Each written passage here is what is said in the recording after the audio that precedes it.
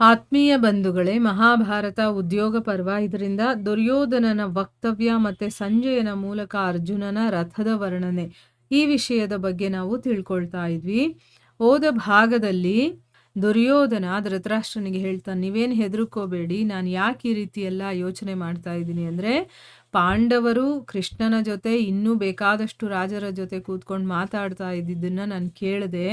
ಅವರು ನಿಮ್ಮನ್ನ ಮತ್ತೆ ಕೌರವರೆಲ್ಲರನ್ನೂ ಕೂಡ ನಾಶ ಮಾಡಬೇಕು ಅಂತ ಹೊರಟಿದ್ದಾರೆ ಅನ್ನೋದು ಗೊತ್ತಾಯ್ತು. ಅಂದರೆ ಕುಟುಂಬ ಸಹಿತನೇ ಎಲ್ಲರನ್ನೂ ನಾಶ ಮಾಡಬೇಕು ಅಂತ ಅನ್ಕೊಂಡಿದ್ದಾರೆ. ನೀವೇನು ಯೋಚನೆ ಮಾಡಬೇಡಿ. ಯಾಕೆ ಅಂತಂದರೆ ಅಶ್ವತ್ಥಾಮ, ದ್ರೋಣಾಚಾರ್ಯ ಮತ್ತು ಭೀಷ್ಮಾಚಾರ್ಯ ಇವರೆಲ್ಲ ನಮ್ಮ ಜೊತೆ ಇದ್ದಾರೆ. ಇವರು ಮೃತ್ಯು ಇಲ್ಲದೆ ಇರುವಂಥವ್ರು. ಅಂದರೆ ಏನು, ಇಚ್ಛಾಮರಣಿಗಳು. ಆಮೇಲೆ ಇವರು ಕೊನೆ ತನಕ ಇರುವಂಥವ್ರು. ಸೊ ಅದರಿಂದನೇ ಅವರೇ ಹೇಳಿದ್ದಾರೆ ನನಗೆ, ನಾವೆಲ್ಲ ಇದೀವಿ, ನೀನು ಹೆದರ್ಕೋಬೇಡ, ನಾವು ಒಬ್ಬೊಬ್ಬರೇ ಸಾಕು ನಮ್ಮ ಶತ್ರುಗಳನ್ನು ನಾಶ ಮಾಡೋದಕ್ಕೆ, ನಮ್ಮನ್ನು ಗೆಲ್ಲೋದಕ್ಕೆ ಯಾರಿಂದಲೂ ಆಗಲ್ಲ ಅಂತೆಲ್ಲ ಹೇಳ್ತಾನೆ. ಆಮೇಲೆ ಮುಂದುವರೆದು ಹೇಳ್ತಾನೆ, ಮೊದಲು ಈ ಇಡೀ ಪೃಥ್ವಿ ಇದೆಯಲ್ಲ, ಇದೆಲ್ಲ ನಮ್ಮ ಶತ್ರುಗಳ ಅಧೀನದಲ್ಲಿತ್ತು. ಅಂದರೆ ಇಲ್ಲಿ ಪಾಂಡು ರಾಜ ಅಂದರೆ ಯುಧಿಷ್ಠಿರನಿಗೆ ಇಲ್ಲಿ ಶತ್ರು ಅಂತ ಕರಿತಾ ಇದ್ದಾನೆ. ಆದರೆ ಮುಂಚೆ ಅವರ ಅಧೀನದಲ್ಲಿತ್ತು. ಆದರೆ ಈಗೇನಾಗಿದೆ, ಅವೆಲ್ಲ ನಮ್ಮ ಕೈಯಲ್ಲಿದೆ. ಇಷ್ಟೇ ಅಲ್ಲದೆ ಇಲ್ಲಿ ಸೇರಿರುವಂತಹ ರಾಜರು ಕೂಡ ನಮ್ಮ ಸುಖ ದುಃಖವನ್ನ ತಮ್ಮದು ಅಂತಾನೆ ತಿಳ್ಕೊಂಡಿದ್ದಾರೆ. ಸಮಯ ಬಂದಾಗ ಅವ್ರು ಏನು ಮಾಡ್ತಾರೆ, ನನಗೋಸ್ಕರ ಬೆಂಕಿಯಲ್ಲಿ ಕೂಡ ಪ್ರವೇಶ ಮಾಡೋದಕ್ಕೆ ಸಿದ್ಧರಾಗಿರ್ತಾರೆ, ಮತ್ತೆ ಸಮುದ್ರದಲ್ಲಿ ಹಾರೋದಕ್ಕೂ ಕೂಡ ಅವರು ಸಿದ್ಧರಾಗಿರ್ತಾರೆ. ಇದರ ಬಗ್ಗೆ ನೀವು ಡೌಟ್ ಪಡಬೇಡಿ, ಇದು ಖಂಡಿತವಾಗ್ಲೂ ಕೂಡ ನಿಜ ಅಂತ ಅಂದ್ಬಿಟ್ಟು ಹೇಳ್ತಾನೆ. ನೀವು ಶತ್ರುಗಳ ವಿಷಯದಲ್ಲಿ ದೊಡ್ಡ ದೊಡ್ಡ ಮಾತುಗಳನ್ನು ಕೇಳೋದ್ರಿಂದ ನೀವು ಅಳೋದಕ್ಕೆ ಶುರು ಮಾಡಿಬಿಟ್ಟಿದ್ದೀರಾ, ಅಥವಾ ದುಃಖ ಪಡ್ತಾ ಇದ್ದೀರಾ, ರೋದನೆ ಮಾಡ್ತಾ ಇದ್ದೀರಾ. ಈ ರೀತಿ ನೀವು ದುಃಖ ಪಟ್ಕೊಂಡು ಹುಚ್ಚರ ಥರ ಆಡ್ತಾ ಇದ್ದೀರಾ, ಅಥವಾ ಹುಚ್ಚರಾಗಿ ಆಗೋಗಿದ್ದೀರಾ. ಇದನ್ನು ನೋಡಿ ಎಲ್ಲ ರಾಜರು ಕೂಡ ನಿಮ್ಮ ತಮಾಷೆಯನ್ನು ಮಾಡ್ತಾ ಇದ್ದಾರೆ. ಯಾಕೆ ಹೀಗೆ ಮಾಡ್ತಾ ಇದ್ದೀರಾ, ಹೀಗೆ ಈ ರೀತಿ ಎಲ್ಲ ಮಾಡಬೇಡಿ, ಏನೂ ಆಗೋದಿಲ್ಲ. ಇವರೆಲ್ಲರಲ್ಲೂ ಕೂಡ ಪ್ರತಿಯೊಬ್ಬ ರಾಜನೂ ಕೂಡ ತನ್ನನ್ನು ಪಾಂಡವರನ್ನು ಹೆದರಿಸೋದಲ್ಲಿ ಸಮರ್ಥ ಅಂತ ತಿಳ್ಕೊಂಡಿದ್ದಾರೆ. ಅದಕ್ಕೋಸ್ಕರ ನಿಮ್ಮನ್ನ ಯಾವ ಭಯ ಹಿಡ್ಕೊಂಡಿದೆಯೋ ಅದನ್ನು ಮೊದಲು ದೂರ ಮಾಡಿ ಅಂತ ಅಂದ್ಬಿಟ್ಟು ತಂದೆ ಹೇಳ್ತಾ ಇದ್ದಾನೆ.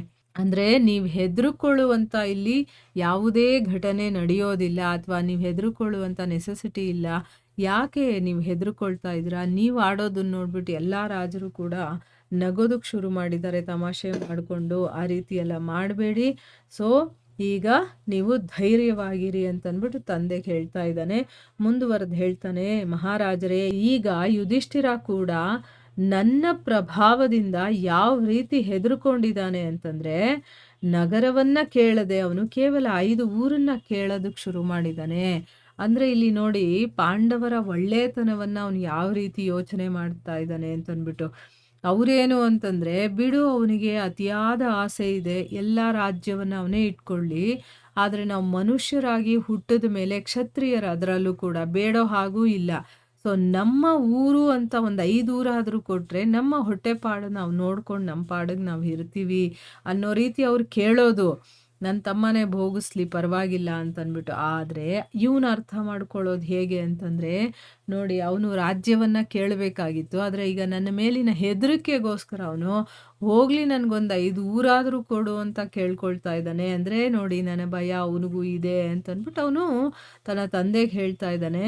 ಆಮೇಲೆ ನೀವು ಯಾವ ಕುಂತಿ ಪುತ್ರ ಭೀಮನನ್ನ ಮಹಾಬಲಿ ಅಂತ ತಿಳ್ಕೊಳ್ತಾ ಇದೆಯೋ ಅದು ಕೂಡ ನಿಮ್ಮ ಭ್ರಮೇನೆ.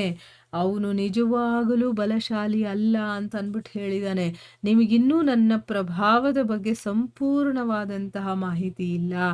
ಈ ಪೃಥ್ವಿಯ ಮೇಲೆ ಗದಾಯುದ್ಧದಲ್ಲಿ ನನ್ನ ಸಮಾನ ಬೇರೆ ಯಾರೂ ಇಲ್ಲ. ಹಿಂದೇನೂ ಇರಲಿಲ್ಲ, ಮತ್ತು ಮುಂದೇನೂ ಇರೋದಿಲ್ಲ. ಈಗ ನಾನೇ ಇರೋದು. ಇನ್ನು ನನ್ನ ಹಾಗೆ ಗದಾಧರನು ಹಿಂದೆ ಮುಂದೆ ಯಾವಾಗಲೂ ಬರೋದಿಲ್ಲ ಅಂತ ಅಂದ್ಬಿಟ್ಟು ಹೇಳ್ತಾ ಇದ್ದಾನೆ. ಅಂದರೆ ತಾನು ಎಷ್ಟು ಶಕ್ತಿಶಾಲಿ, ಯಾಕೆ ನೀವು ಭೀಮನನ್ನು ಅಷ್ಟು ಕೊಂಡಾಡ್ತಾ ಇದ್ದೀರಾ, ಅವನಷ್ಟು ಮಹಾಬಲಿ ಯಾರೂ ಇಲ್ಲ ಅಂತ ಯಾಕೆ ಅಂದ್ಕೊಳ್ತಾ ಇದ್ದೀರಾ, ಅದೆಲ್ಲ ನಿಮ್ಮ ಭ್ರಮೆ ಅಂತ ಅಂದ್ಬಿಟ್ಟು ತಂದೆಗೆ ಹೇಳ್ತಾ ಇದ್ದಾನೆ. ಯಾವಾಗ ರಣಭೂಮಿಯಲ್ಲಿ ಭೀಮನ ಮೇಲೆ ನನ್ನ ಗದೆ ಬೀಳುತ್ತೋ ಆಗ ಅವನ ಶರೀರ ಎಲ್ಲ ಚೂರಾಗುತ್ತೆ ಮತ್ತು ಅವನು ಸತ್ತು ಭೂಮಿ ಮೇಲೆ ಬೀಳ್ತಾನೆ. ಅದಕ್ಕೋಸ್ಕರನೇ ಈ ಮಹಾನ್ ಯುದ್ಧದಲ್ಲಿ ನೀವು ಭೀಮಸೇನನ ಭಯವನ್ನು ಪಡಬೇಡಿ, ನೀವು ಉದಾಸೀನರಾಗಬೇಡಿ. ನಾನಂತೂ ಅವನನ್ನು ಖಂಡಿತವಾಗ್ಲೂ ಕೂಡ ಕೊಂದು ಬಿಡ್ತೀನಿ ಅಂತ ಅಂದ್ಬಿಟ್ಟು ಹೇಳ್ತಾ ಇದ್ದಾನೆ. ಅಂದರೆ ತನ್ನ ತಂದೆ ಹೆದರ್ಕೊಂಡಿರೋದನ್ನ ನೋಡಿ ಆ ತಂದೆಗೆ ಧೈರ್ಯವನ್ನು ತುಂಬ್ತಾ ಇದ್ದಾನೆ. ಮತ್ತು ನಿಮ್ಮ ಮಗ ಏನು ಸಾಮಾನ್ಯ ಅಲ್ಲ, ಎಲ್ಲರಿಗಿಂತ ಶ್ರೇಷ್ಠ ಗದಾಧರಿ ಅವನು.